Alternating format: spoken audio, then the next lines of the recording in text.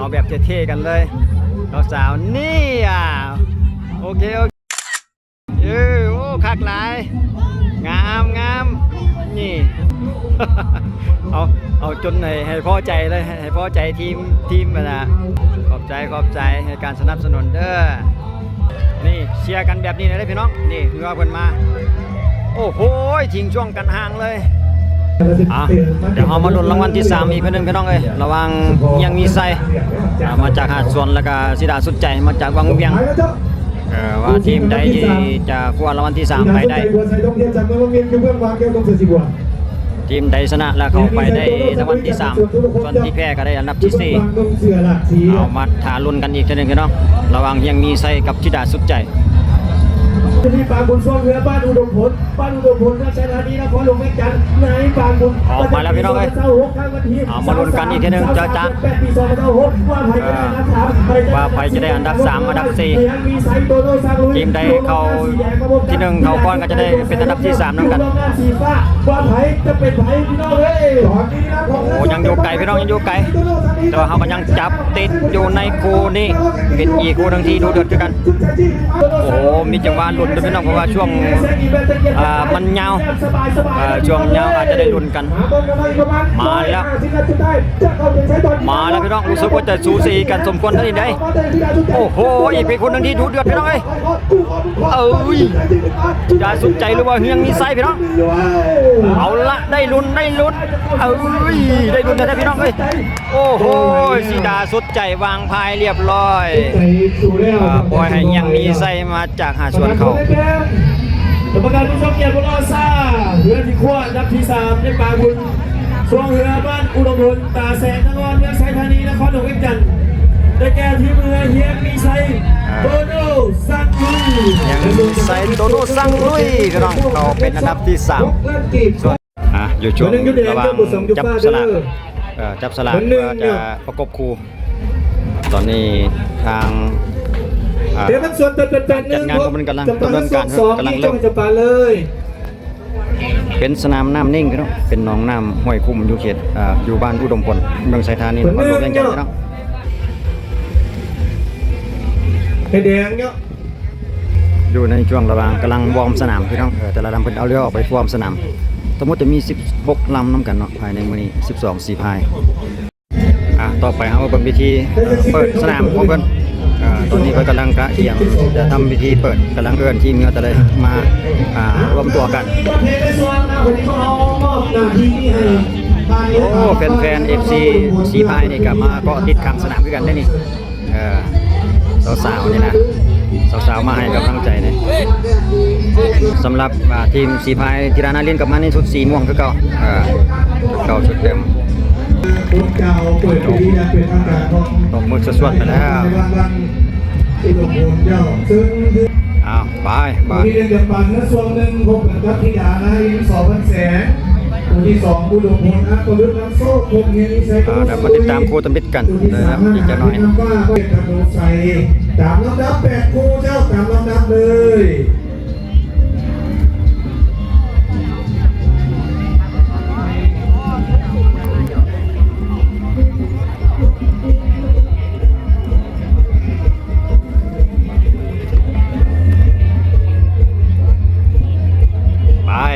ให้น้องเอานะเตรียมความพร้อมแซงแล้วอีกประมาณ300 เมตรจะเข้าเส้นไซด์5อาหารเพชรลูกฟ้าเริ่มตีเลยสิมาฟังเสาตุ๊กตารอบเพลงดังคนหลายแห้งเลยพี่น้องเลยช่วงแรงแห้งหลายครับคนกำลังเริ่มทยอยมาอีกเรื่อยๆย้อนนะ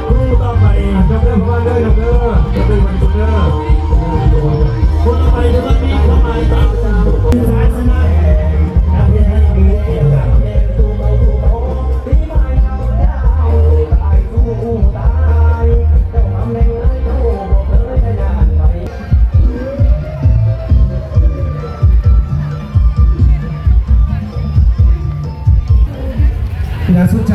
ตาน้อยหินทรายจากบ้านห้วยเสียเมืองปักสันแข็งบริกรรมไซอยู่เบื้องฟังอยู่บนลุงสีแดงคนกำลังทยอยมาอีกเรื่อย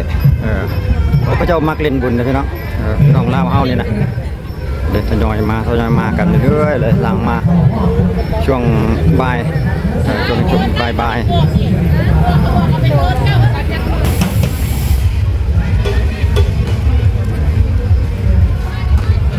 ทีมงานวงดนตรีดาวเหนือเพิ่งเตรียมความพร้อมอีกแล้วนี่กำลังเริ่มสโลว์ช่วงบ่ายงานสำหรับนักดื่มมันรอถ่าจุดนี้เลยหลังจากเป็นบรรเลงเพลงแล้วก็ดื่มไปเรื่อยสังสรรค์กินกันไปเรื่อยมวนกันแหละมือแรงนี่นะเดี๋ยวเอามาเบิ่งอีกจุดหนึ่งพี่น้องจุดนี้คือจุดที่ว่าเป็นปล่อยเหือนั่นเองครับเอาบรรยากาศทางด้านจุดที่ว่าเป็นปล่อยเหือให้ FC ได้เบิ่งไปนำอีกทีหนึ่งโอ้บรรยากาศก็ดีอยู่เลยพี่น้องคนกระหลายสมคนอยู่ได้นี่จุดนี้นะจุดปล่อยมันเป็นคันคูเลยเนาะเป็นคันคูจุดปล่อยเหือของเพิ่นนั่นเองเอาหลายบอนหลายสถานที่ให้ท่านได้เบิ่งไปนำพี่น้องโอ้หลายทางด้านนี้นะจุดปล่อยเหือเบิ่งเทคนิคการปล่อยเหือของเพิ่นก่อนพี่น้องแป๊บนึงนี่ให้น้องเขาก็รักษาความสงบทีมงานป้องกันความสงบนะให้น้องจากค่ายทหารมานี่คือรอที่ว่าเป็นปล่อยเงินนั่นเองว่า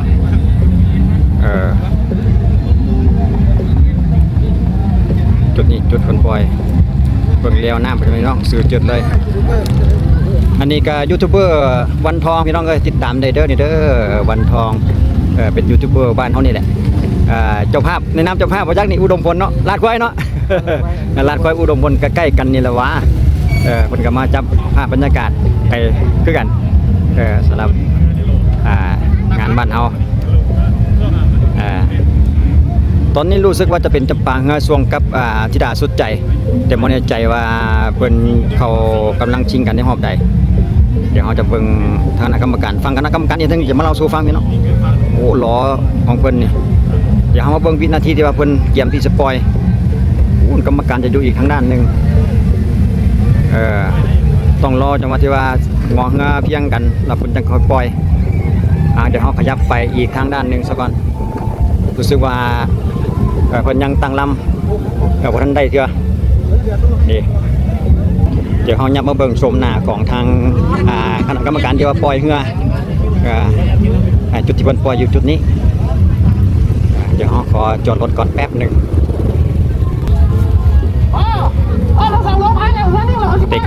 เทคนิคอยู่ประมาณนี้ได้เทคนิคการปล่อยเงาของเพิ่นนั่นเองจังรอให้สัญญาณ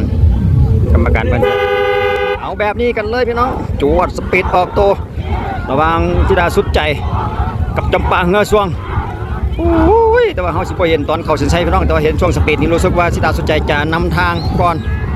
น้อยนึงแล้วรู้สึกว่าธิดาสุดใจจะเป็นผู้นำไปเดี๋ยวเขาจะไปฟังผลอีกทีนึงเอาบรรยากาศทางด้านข้างสนามให้เบิ่งทุกท่านให้ทุกท่านได้เบิ่งอีกทีนึงก่อน FC มันบ่เนี่ยอันนี้ก็ FC ป่าวีเด้อพี่น้องเด้อมาจากทางงอนเฮาโอ้อยู่ซุ่มอยู่จุดนี้เลยบรรยากาศดีๆนอนอยู่ฟังเบิ่งนี่เนาะเด้มันเป็นคันคูเลยเนาะจุดปล่อยเฮือนั่นเองหลังจากนี้เขาจะไปเบิ่งอีกจุดหนึ่งพี่น้องจะเป็นดอนนี่แหละเขาเห็นจะเป็นเกาะเป็นดอนอยู่เทิงอยู่ทางด้านริมสนามคือกันเนาะขอบสนามจะมีหลายจุดเด้สนามของเพิ่นนี่เดี๋ยวเราจะพาไปเบิ่งอีกจุดหนึ่งจะเป็นดอนนะก็อยู่ใกล้กับแล้วเงาคือกันผมมาในหอมในลืบนี่รู้สึกว่าจะไปจุดใดก็เห็นได้ผู้คนพี่น้องเพิ่นม่วนๆกันท่านั้นในงานนี่สังสรรค์กันเงินไผก็เต็มวะหมู่คู่เพื่อนฝูงหั่นล่ะวะพี่น้องแด่ประมาณนั้นมาและจุดที่ว่าเล่นไปหาดอนนั่นนี่ได้ดอนห้วยกุ้มเพิ่นรถหลายคือกันได้นี่ได้จุดนี้นะไอ้ยาเบิ่งอีกทีนึงก่อนปาดโธรถเขามาในนี่กันบ่แม่นธรรมดาเลยพี่น้องเอ้ยจนเต็มบ่บ่สิจอดบ่สิไปเลยบ่จักนี่เซตบาทนี่ไปทางใดเนาะดอนเฮานี่เนาะไปทางเบื้องซ้ายนี่ทางเบื้องซ้ายนี่ก่อนพี่น้องนำไปจักสิแล้วพี่น้องลาวเฮาพี่น้องก็เป็นการเป็นงานกันม่วนๆกันแบบนี้แหละบ่ว่ากันบ่ว่ากันนี่ทางนี้ก็มาคือกันสบายดีเป็นบ่เป็น FC ป่าวีบ่นี่นะ ขอบใจทางใดก็ FC เพียบเลยขอจอดรถก่อนแป๊บนึง เอาทีมนี้คือว่าอยากเอาเครื่องเมื่อแล้วนี่แหละโอ้ได้มือขึ้นเมื่อแล้ววะตกแล้ววะบ่ไปยังเอาสู่ไม้มือหน้าเนาะสนามหน้าสนามโอเคขอบใจเพิ่นเอาเพิ่นตกแล้วว่าซั่นเด้ก็ทีมใดตกเพิ่นก็จะแบบนี้แหละ พักผ่อนมีแต่ว่าซื้อเบียร์ไปกินซะแล้วบ่ได้เข้าลำบงตัวนั้นแหละทีมใดที่ว่าเพิ่นพ่ายจากการเข้าไปชิงนะจุดนี้เป็นดอนนะพี่น้องเอาบรรยากาศดอนในทั้งท่านในเบื้องเอามาอยู่อีกฝั่งหนึ่งนะพี่น้องเป็นดอนคณะกรรมการเป็นผามไซอยู่ทั้งท่าวัดเนาะจุดเขาเสียนไซเขาก็ตอนนี้ยับย่ายมาอยู่อีกจุดหนึ่งFC ได้เบื้องหลายจุดหลายมุมจุดนี้เป็นดอนเพิ่นก็มีทีมของศิลปินเพิ่นมาแสดงสดเลยได้พี่น้องเพิ่นมาแสดงสดเลยนี่เอามุนแบบนี้เลยแต่บ่แน่ใจว่า เพลงเขาสิได้บ่อยู่จุดนี้ก็หลายคือกันได้นี่คักคือกันในจุดนี้ถือว่ามันบรรเลงเพราะว่าเพิ่นมีทางคณะวงดนตรีมาเสพเลยรู้สึกว่าจะเป็นจาการ์ตาเนาะจาการ์ตานี่เองนี่ชีไฟของในเฮาสงสัยจะ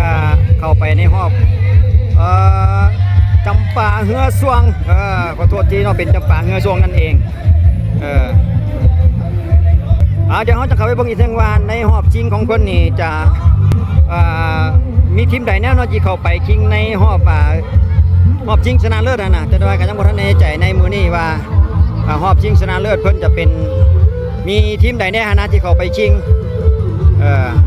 อันนี้เขาเพียงเอาบรรยากาศในรอบๆบริเวณงานทั้งทางด้านสนามของกองเชียร์ไอเอฟซีทุกท่านได้เบิ่งไปนำในโน่นเห็นบ่ยกมือขึ้นบายบายบายทั้งนู้นนะเอฟซีเบียบาบีเลยพี่น้องขอบใจทุกท่านในการที่ตามได้รับชมเด้อบ่แน่ใจว่าเสียงเพลงเขาจะโอเคบ่จุดนี้เพิ่นม่วนดีๆนะจุดนี้นะเห็นปาวีย่างมาที่ว่าเป็น FC แต่เพิ่นจะยกมือใส่แบบนี้เลยโอเคขอบใจเด้อทุกคนในการสนับสนุนโอ้ยลูกเบียร์มาหลายนะขอบใจเอาบรรยากาศอีกมุมหนึ่งมาจุดเป็นดอนหลายครับพี่น้องมวนๆกันทั้งนั้นเลยวงดนตรีมาเสพโซนให้เลยจุดนี้นี่นะคักแท้อันนี้ก็สงสัยสิเป็น FC ของป่าวีคือกันนั่นนี่ได้เห็นหน้าบ่ได้ยกมือใส่รถได้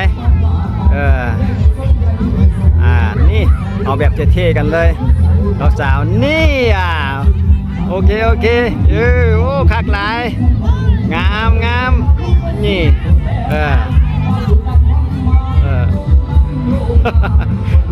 เอาจนให้พอใจเลยให้พอใจทีมFC ของป่าวีเลย ขอบใจในการสนับสนุนเด้อนี่เชียร์กันแบบนี้เลยพี่น้องนี่เรือเพิ่นมาโอ้โหทิ้งช่วงกันห่างเลย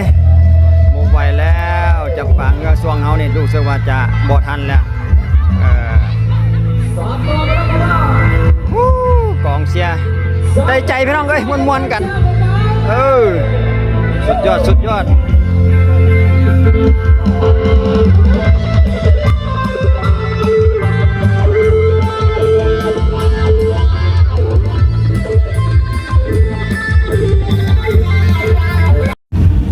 จะปังเฮือสวงเขาก็ถือว่าพักผ่อนต่อไปก็เจียมเขาลำวงกูแหละ พบกันอยู่กับดาวเหนือเด้อไปดาวเหนือ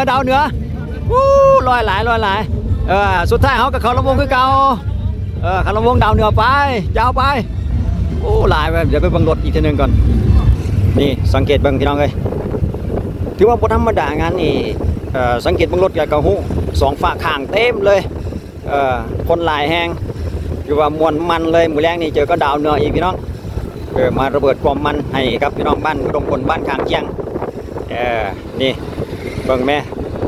สังเกตบางรถแคมทางนี่กับอันนี้รถที่ว่าเหลือจากอยู่ในเดินเนาะ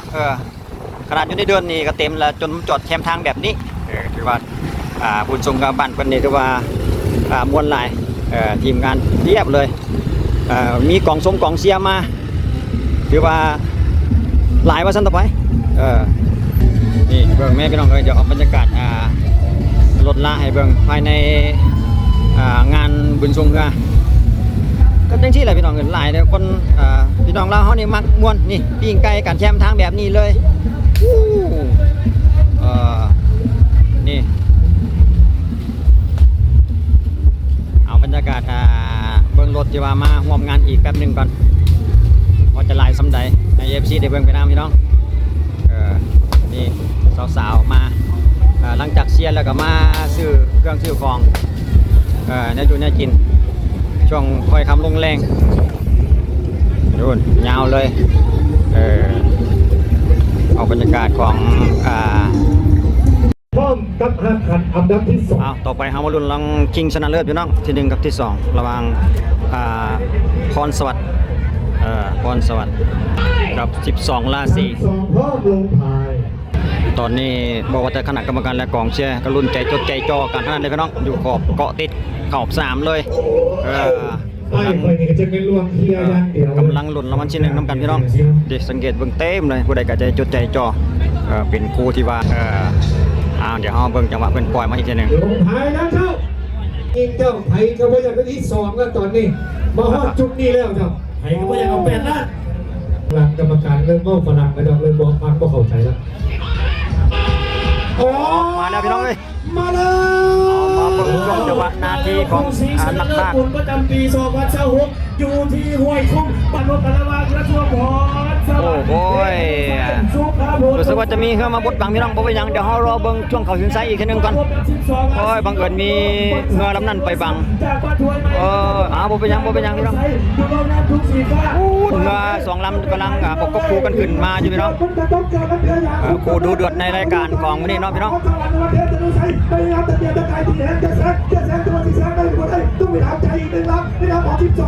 ระหว่างเทพสวัสดิ์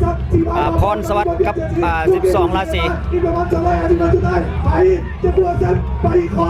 ไปจะบัวเส้นไปคอตอนนี้นอกยูโรแสงไว้ซ้ำเริ่มจะตีให้แซงกี้ตีให้แซงกี้โอ้โหสูสีเลยพี่น้องสูสีเสือสีเขียวมาในนามพรสวัสดิ์นั่นเองโอ้โหกองเชียร์นางโมติดแล้วพี่น้องเอ้ยอย่ากระพริบสายตาเป็นเน็ตขาดสนับคู่นี่สูสีบอโอ้โหเข้าไป12ราศีเข้าไปก่อนเป็นทีเฮียบห้อยพี่น้องเอ้ยไปได้แล้วพี่น้องดูเดือดหลายไปทั่วที่เอาฟังคณะกรรมการอีกทีนึงพี่น้องเพื่อเป็นทางการฟังคณะกรรมการวัตถุอันทุนแนวทุกสิ่งทุกอย่างอุดมพลออนลี่พี่น้องอุดมพลออนลี่ถือว่าดูเดือดเจ้าทีมงานส่งวิดีโอทางวันนี้ไปครับถือว่าโบผิดหวังสำหรับ FC สีพายกรรมการผู้ทรงเกียรติบลอซ่าเฮือทีได้ซ้ำปากบุตรช่วงเฮือที่บ้านอุดมผลเมืองไซธานีในปีนี้ได้แก่ทีมเฮือจากแขวงบริคำไซ12ราศี300ซับเป็นเฮือชนะเจ้าขอเสียงตบมืออันดับที่2ได้แก่ทีมเฮือสองเทือถนนไซสุขพลพรสวรรค์อันดับที่3ได้แก่ทีมเฮือเยียงมีไซโตโน่ซาลุยจากบ้านเหนือคมแข่งเล่นกันและอันดับที่4ได้แก่ทีมเฮือที่ดาทุนใจจากเมืองบางเวียงแข่งเล่นกันเจ้าทั้งหมดนั้นเป็นการสนับสนุนผ่านผู้ชมเรือกีฬา12สิงหาคมประจำปี2026หลานไส้กับมาเสียนักขอกันเลยกันวันนี้พวกเขาชมนาทีของพวกเขามีซัมนี่เจ้าไว้พบกันไหมโอกาสหน้าเมื่อเรียกว่าสำเร็จเสร็จพี่น้องเลยบางวันที่1ครับเงินไป10ล้านกีบพี่น้องส่วนอันดับที่2ก็ไป8ล้านกีบที่3ได้6ล้านกีบและที่4ล้านกีบทำกันในฤดูกาลปียนต์สิงหาปี2026พี่น้องดูที่สนามบ้านอุดมผลเมืองไซธานีนครหลวงเวียงจันทร์จบไปได้อย่างสวยงามสำหรับงานบุญสวงเงาเอาไว้พบกันในงานต่อไปพี่น้องในอาทิตย์หน้าสำหรับอาทิตย์นี้สบายดี